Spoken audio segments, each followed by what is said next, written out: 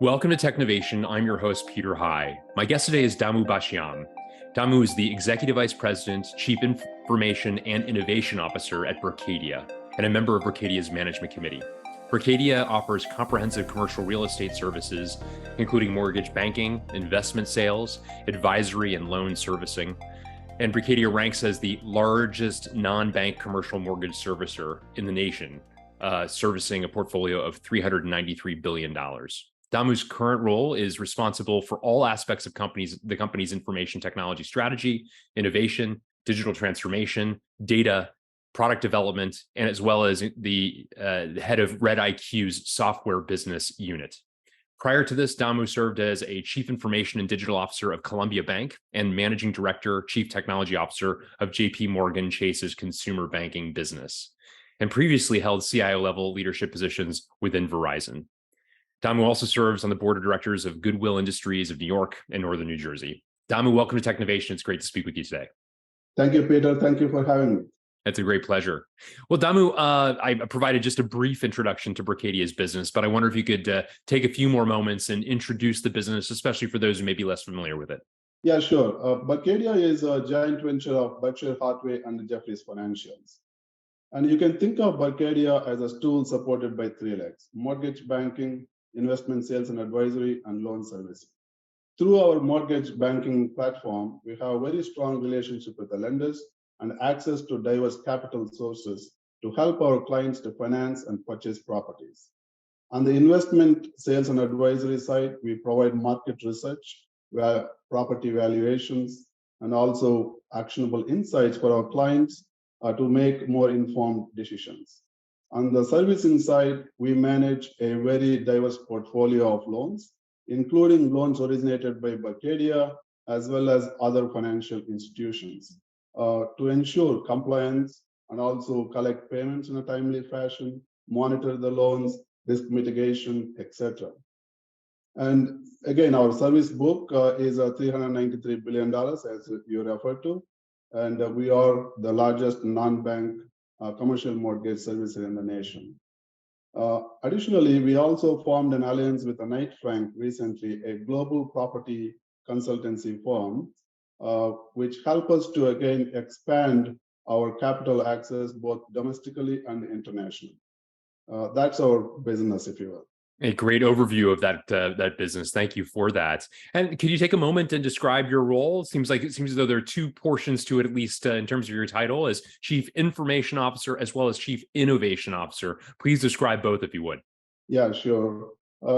Again, my primary function is to be a strategic business partner to help drive growth and profitability, leveraging innovation and enabling technology. It also focuses on people, products, and technology. As a sitting member of the management committee, I have an opportunity to engage in evolving companies' strategy, people, and culture. On the people side, I spend a whole lot of time focusing on developing the teams, embracing the culture of collaboration and innovation to continue to drive the results and make sure that we continue to evolve our products. So on the product side, I'm responsible for all the product management functions, including redIQ, software business, sales and service, and marketing operations. On the technology front, I'm responsible for all the technology functions, strategy, including digital workplaces, digital transformation, artificial intelligence, data analytics, modernization efforts, make sure that everything we develop is secure and our platforms can scale and support the future needs of the business. So that's my responsibility, if you will. Again, good comprehensive answer there. I appreciate that and look forward to double clicking on several of things you mentioned. Before we do that, I wanted to ask you about the innovation topic. Innovation is in some ways kind of an ethereal topic, defined different ways by different organizations or different executives. How do you define it? And perhaps more importantly, how do you measure it within your organization? Yeah, great question, Peter. Again, innovation is constant. We're all seeing that, right? And innovation is critical for any organization to stay relevant and sustain into the future. I think innovation is about solving problems by creating or enhancing products, services, or processes to drive growth and productivity. From a technology landscape perspective, we see tons of innovation happening around us. Last 3 decades, for example, we have witnessed how digital disruption impacted, several industries, whether it is retail or transportation, hospitality, etc. Each industry is, I would say, is going through a transformation, and they are at a different stage in the maturity curve. And I believe commercial real estate is at the inflection point right now. And next 3 to 5 years could be very transformational for this industry. And which is also the reason we have a program called Startup Accelerator, which help us to stay on top of the industry, to kind of understand what's happening in the market, and also identify the opportunities for us to invest in some companies, and also where it makes sense, we purchase and integrate into our ecosystem. For example, recently we have acquired an artificial intelligence platform called the Bluesuit AI technology platform, and which will help us further, focus on AI and data analytics functions. From a Berkadia perspective, again, there are tons of innovations happening within the ecosystem, which we can talk later. In terms of how you measure innovation, it really depends on your investment criteria, whether it could be, driving growth, driving efficiency, or simply, focusing on improving the customer experience. Some of these could be tangible or intangible benefits. For example, customer experience, you're not going to see immediate tangible benefit, but it will help improve the overall customer experience, customer satisfaction. That will help the customers to stay longer and be loyal. That will help drive both the top line growth and profitability over time. And the way we measure from a Berkadia perspective, we follow the OKR framework. And in fact, we created real-time dashboards and showing all of our OKRs and metrics, if you will. We can see at any given time what is happening and how we are progressing compared to our targets. So these reports are available to the entire company, all the way from an entry-level person to all the way up to the CEO. And that really helps to create the transparency across the organization, and everybody can see how their contributions are making an impact in the bigger picture. And it helps to engage the employees more and also improve the overall employee satisfaction. So that's really how we are driving the innovation and measuring our efforts as well. I'd love to have you talk a little bit more about the Startup Accelerator that you referenced, which sounds like it's already bearing some fruit in terms of investments and acquisitions that the organization's undertaken. How do you first of all, how is the accelerator staffed, if you will, or who is involved in it, and what direction is given to that team in order to focus their investment theses in one direction or another? Yeah, absolutely. Again, we have a small group of people dedicated for this program, a program called BeEngaged initiative. And, this help the external people to work with us and partner with us wherever they see an opportunity to partner with us in similar capacity. We are constantly looking into the market and scanning the market to identify some of the cool things happening out there in our industry specifically. And if we come across a startup which makes sense for us to work with, so we partner with them and we bring on to this program if they're interested in working with us. And then we also provide advisory support. And in some cases, we make investments. And if it really makes sense, they are open to it. And in some cases, we purchase. That's how we purchase the Bluesuit technology, which I referred to. So all these things really helping us to drive the innovation and transformation in our industry. So it is truly a win-win situation. It helps Berkadia to understand what's happening out there, and it also helps from an industry standpoint proliferating the technology.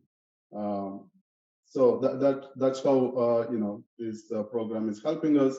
So on top of it, just to put things in perspective, from our research, it shows that there are about 10,000 prop techs and about 26,000 fintechs out there.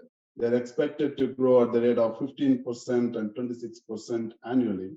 So you can imagine the level of investments happening in this space. And we see ourselves right at the intersection of prop tech and fintechs because of the nature of our business. So which is also the reason that we want to make sure if you want to be a leader in this space, and you need to constantly stay on top of your game, understand what's happening around you, and make the strategic decisions. Very interesting. And I'd love to also hear more about redIQ, the software business that you referenced. To talk a bit about the business and your role leading it. It sounds like a fascinating additional set of responsibilities that you referenced a moment ago. Yeah, absolutely. So redIQ is a most trusted and widely used commercial real estate software in terms of property evaluation and financial analysis used by many investors, brokers, and lenders. We have over 600 clients, including many of the investment companies as well as the brokerages. It is a cloud-based platform, and we use artificial intelligence and machine learning to extract the data from multiple documents, different types of documents, such as rent rolls and operating statements and pro formas, etc. And then we aggregate all of the data and then provide more visual reports and dashboards for our clients to make decisions based on that actionable intelligence we provide through this tool. So, my role here again, since I own all of the product management, and this is an extension of product management function. It's a software business. My team supports everything end to end, all the way from planning the product strategy to planning out the roadmap and delivery functions from an engineering perspective. At the same time, I have a managing director who is responsible for all of the business functions, whether sales, marketing, operations, etc. So that's how we are structured here from a redIQ perspective. Traditionally, you can imagine going through the manual process to extract all the data manually from several of these documents is a very, very manual intensive work. So we have automated all of that process through redIQ.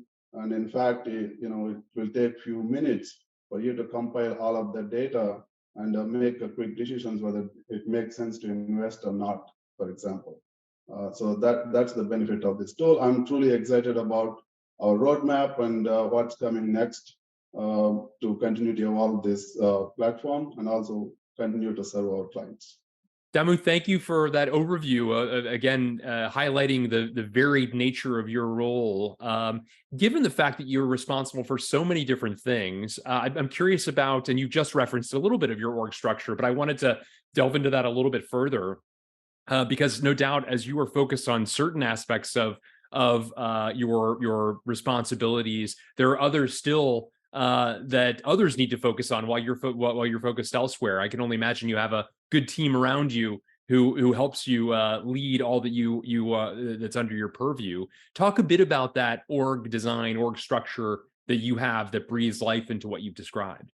Yeah, absolutely. My organization is structured based on the need of the business. So, for example, I have a chief product officer who is responsible for all of the product functions, including product design, product management, and also oversee the Startup Accelerator program. Then I have chief technology officer who is responsible for all of the technology strategy, platform organization, data engineering, platform engineering, and also make sure that the technology and solutions we build is secure and scalable and sustainable. I also have the managing director of redIQ, who is responsible for all of the business functions, sales, marketing, support, and operations. The head of data analytics and data science, is responsible for all of the data and insights. The head of infrastructure technology is responsible for digital workplaces, networks, technology operations, etc. Then I have the horizontal team helping me to get the ship moving. So that's my organization, if you will, and it's a broad responsibility. But I'm happy that I have a great team in place, and we are fully ready as an organization as we continue on this journey. It's fascinating to hear that the way in which you've thought about the business itself and design an organization to serve it best. Talk a bit about how you think about the balance between technology priorities and business priorities. No doubt they're interwoven in many cases, but I'd love to understand a bit more about how you think of it. Yeah, it is certainly a challenge in any organization, for example, because we all understand that there is a limited budget and limited resources, and for any company, for that matter, there's no concept of unlimited budget and resources. So we have to make sure that we focus on the right areas, and we follow a three-pronged approach, if you will: tactical, strategic, and modernization efforts. And you can categorize them into more of a run, grow, transform model from a Gartner perspective. When it comes to tactical, it is all about the day-to-day execution. Make sure that you're there to support the business effectively, and make sure all the blocking, tackling things are happening, and all the way from the end users to platforms to networks to everything. So that's day-to-day operations. When it comes to strategic roadmaps, you've got to make sure that you partner with all of the key stakeholders across the business and across technology to develop the strategic roadmaps and strategic plans and align towards the broader business goals and objectives. This is really where we spend a whole lot of time partnering with our stakeholders and make sure that we are aligning the initiatives based on the resources, and also we go through agile methodologies here and how effectively we can execute and deliver. So that's a major area of focus.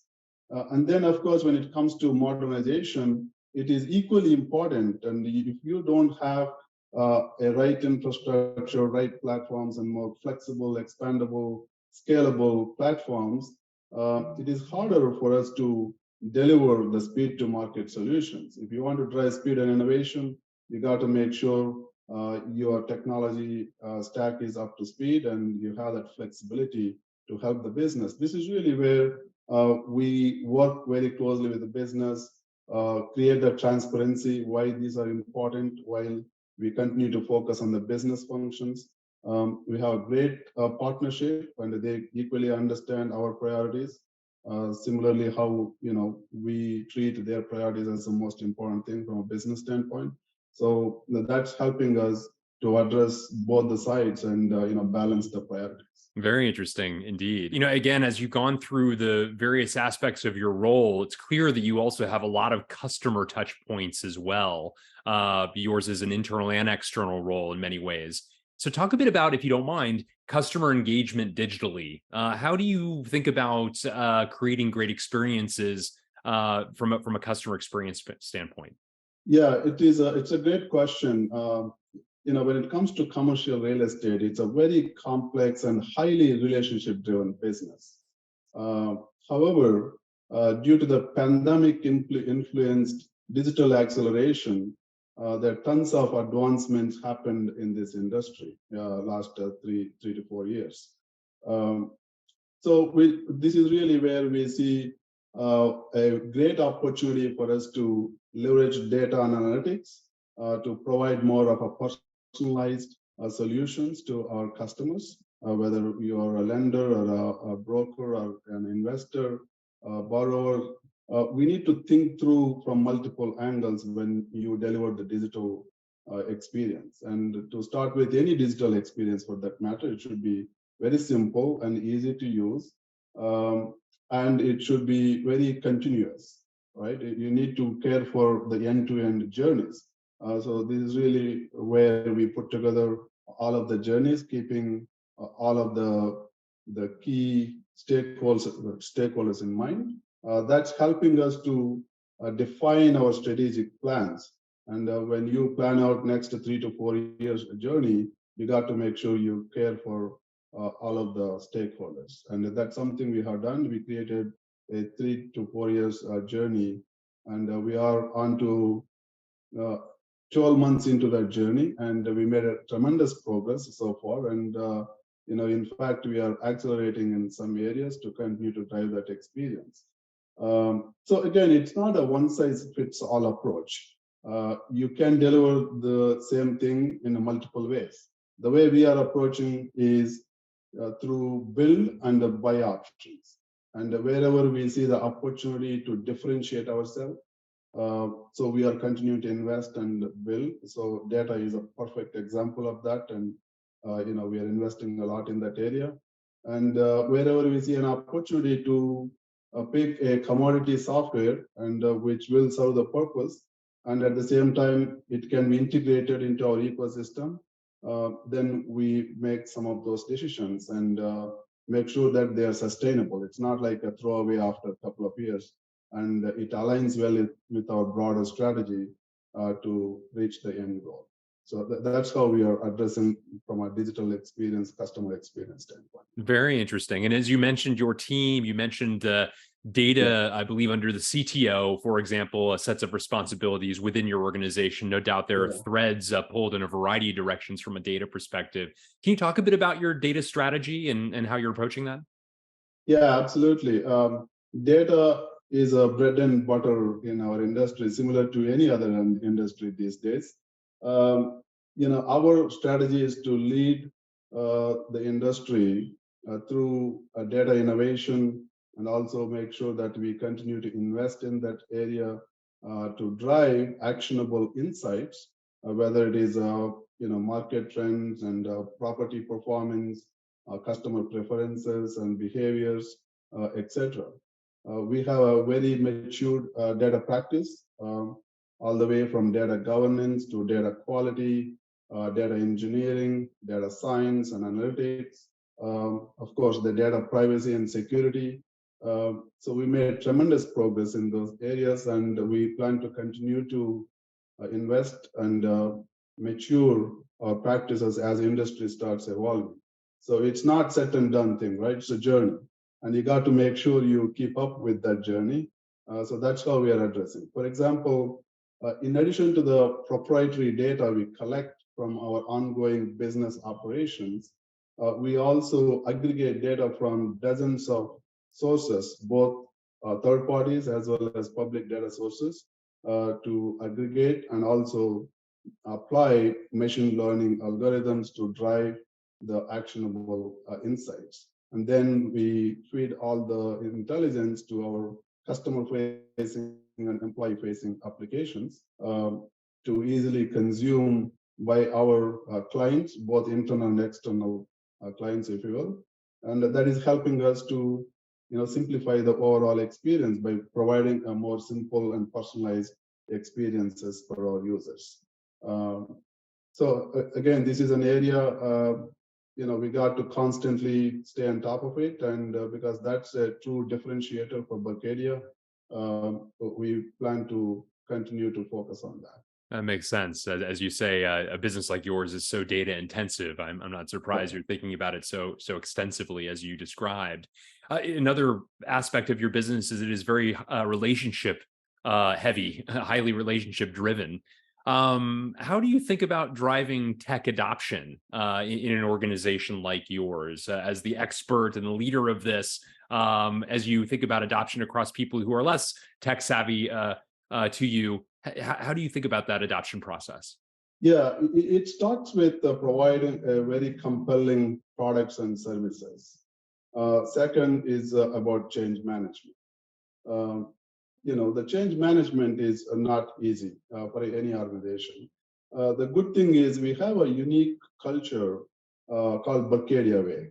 So it is all about focusing on outward mindset and driving the outward mindset behaviors. So this helps us to collaborate better and drive the culture that where people treat with respect and help each other And it is not about me, it is about the team, it is about the organization, etc. So that is helping us to really make a tremendous progress in this area and also other areas. Um, when you talk about the adoption, you got to make sure that you partner with your key stakeholders, with the business, as well as your learning and development partners to come up with a good training materials, and whether it's videos, audio, or simply, some tips and techniques or FAQs, as simple as that. So we spend a whole lot of time in this area to make sure that all the way from developing a go-to-market strategy to deploying the training. So, for example, we have a Tech Tuesdays. So, it's a standing meeting out there, and our technology teams partner closely with the business and prepare some training materials for each of these meetings and invite the users across the company, and they come and join. Whoever is interested to learn about some new product, we are going to launch soon or coming live. So we run multiple sessions for the same product launch, for example. So that also helps us to kind of make sure everybody understands what is being launched. There are multiple things we do. At the same time, we educate the users why it is important. I know I mentioned it is a very highly relationship-driven business. How we can marry the high tech with the high touch to bring in both the digital and physical experiences together. You can think of a physical experience, and converging digital and physical. So that's one way we educate our users, and we can provide more powerful experience, for our users to make it easy to do a business with us. Very interesting indeed. We've talked about a number of trends already, but I wanted to circle back and see if there are any others we've not covered that, as you look to the future, Damu, particularly excite you. What comes to mind? Well, there are many cool things out there, and I'm particularly interested in artificial intelligence, Web 3.0, quantum computing, and sustainability. Um, Here and now, and everybody is excited about the generative AI. Since we already invested a lot in our artificial intelligence, machine learning platforms, and we continue to evolve through our Bluesuit acquisition. So the Bluesuit platform is built on multi-cloud. It is specifically focused on commercial real estate industry. This acquisition really helped us to advance our technology capabilities in artificial intelligence and machine learning. In addition, we also looking at, from a generative AI perspective, how best we can leverage this technology. As you can imagine, commercial real estate is about, the content. There are tons of content out there, whether it's a marketing material or creating pitch decks, or putting together some information about the property and highlighting the benefits of the property, understanding what's happening in the local market, etc. And also, communicating with your customers on a daily basis to deepen the relationships through email communication or whatever means of communication. So these are all the potential use cases we see through generative AI in our industry. And we are actively evaluating some of these use cases. Of course, it comes with, again, some of the data privacy, security concerns. We heard about AI ethics. So we are looking into all of those. And of course, we got to make sure when we do deploy any of these use cases, we need to implement the right guardrails for our users, both internal and external users, to consume this service, for example. So I'm really excited and looking forward to that. Excellent. I also wanted to ask you, Damu, as I mentioned in the introduction, you've been a tech and digital chief multiple times over. Among those experiences, CTO, JP Morgan Chase's consumer banking business, the chief information and digital officer of Columbia Bank, this prior to your current post, of course, at Berkadia. As somebody who rose quickly to lofty heights at meaningful organizations, I wonder, as you reflect upon that, what some of the difference makers along the way were for you, some of the secrets to your own success on your pathway up. Thank you, Peter. The combination of things, I want to highlight three things: continuous learning, communication, and collaboration. Continuous learning is a really critical.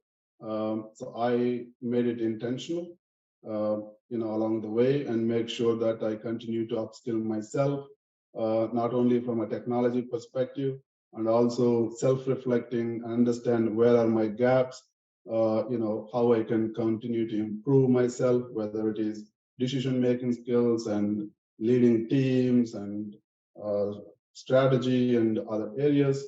All these things doesn't happen overnight, and I took on chances and pushing myself out of comfort zone, taking on some of the challenging roles. So all these put together really helped me to continue to learn. Second, communication. I try to bring transparency through open and honest communication through every interaction, and I'm a big believer of the trust and transparency is really important to build the relationships. You got to communicate openly and honestly with the teams to make sure that they believe in what you say is what you do. That's really critical. And then the collaboration. It's nothing gets done without collaborating and partnering with the people across the business or with the clients, etc. I have prioritized that throughout my career, and how best you can collaborate and working with each other, make sure that we build the trusted relationships. So all these things goes a long way. And when you have a team who are excited and who believe in you, and then you can start focusing on the execution. So execution matters, results matters at the end of the day, right? So all of these three things put together really help me to drive results. It happens, it naturally follows. So those are the difference makers for me, throughout my career. The three C's, certainly one could do much worse than to follow those: the continuous learning, communication, and collaboration. Thank you for your descriptions of each and how they've applied to you and how you've leveraged them in some remarkable ways on your pathway up to tech and digital executive roles that you've had. Well, Damu Bashyam, thank you so much for a fascinating conversation, not only covering the remarkable transformation at Berkadia, but from across your career, more generally speaking, the insights you've garnered along the way. It's been a great conversation. Thank you so much, Peter. It was a pleasure.